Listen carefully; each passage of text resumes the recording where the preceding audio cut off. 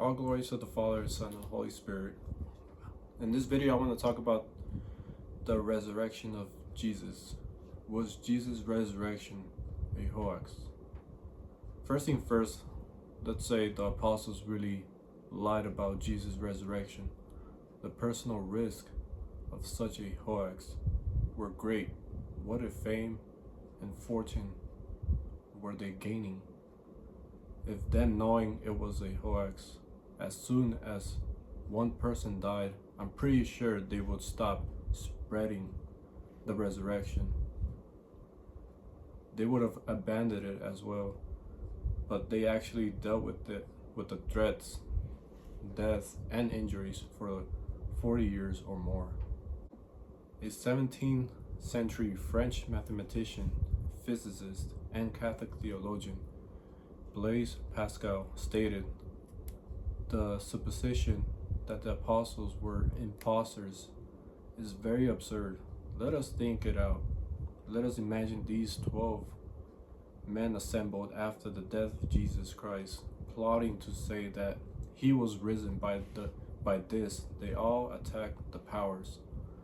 The heart of man is strangely inclined to fickleness, to charge, to promise, to gain, however little any of them might have been led astray by all attractions." And he also says, by the fear of prisons, tortures, and death, they were lost. And before I start with the theories, this video is going to be part 1. Part 2 will be after this video. So the first theory is the Sun theory, which we should be familiar with. The Sun theory means Jesus did not die on the cross. The Romans were experts on torturing before killing people, and on John 19:34, a Roman soldier pierced Jesus on the side to make sure he was dead. If he still didn't die from that, then the Romans failed. Jesus had to survive massive blood loss, torture, and a stab wound on the side, and roll away the stone by himself, which, by the way, takes a couple of men to roll the stone there. There were witnesses of all of this happening to Jesus. According to the studies, the tomb was sealed by a 2,000-pound stone. It is impossible for a weak individual to move it by himself. So the second theory is, had Jesus' body been taken by the body snatchers, would this give rise to the story of his resurrection? When Mary Magdalene found Jesus' grave empty, she thought someone had stolen the body. She immediately went to Peter and John and told them what she had seen. Then Jesus was in the tomb. All the disciples were hiding. Also, the Roman guards guarded that tomb with fear, because if they failed, they would be killed. The apostles would not have the courage to pass by the tomb. By the way, if the apostles buried Jesus, then people will have the right to believe they stole the body. But Joseph of Arimathea was the one who buried him. Now we come to the third theory, which is, could the apostles have gone to the wrong tomb? How can going to the wrong tomb lead to the conclusion that Jesus had been resurrected from the dead? Again, Joseph of Arimathea, coming from a wealthy family, he owned the tomb and buried him there. Even Mary Magdalene and others saw Jesus' body put in the tomb. In Mark chapter 15 verse 47, Matthew chapter 27 verse 61, Luke 23 verse 55. And when the disciples were told that Jesus rose from the dead, they quickly went to the tomb without Mary. They could not make the same mistake.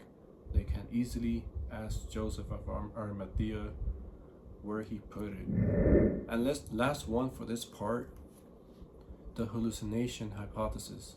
It is very unlikely, if not impossible, for more than 500 people to have the same hallucination. Those who saw Jesus after his death did not expect to see him. Psychiatrists agree that hallucinations require expectations. A psychiatrist study performed in 1975 suggests that the content of the hallucination reflect the efforts of the one experience the hallucination to master anxiety to fulfill various wishes and needs.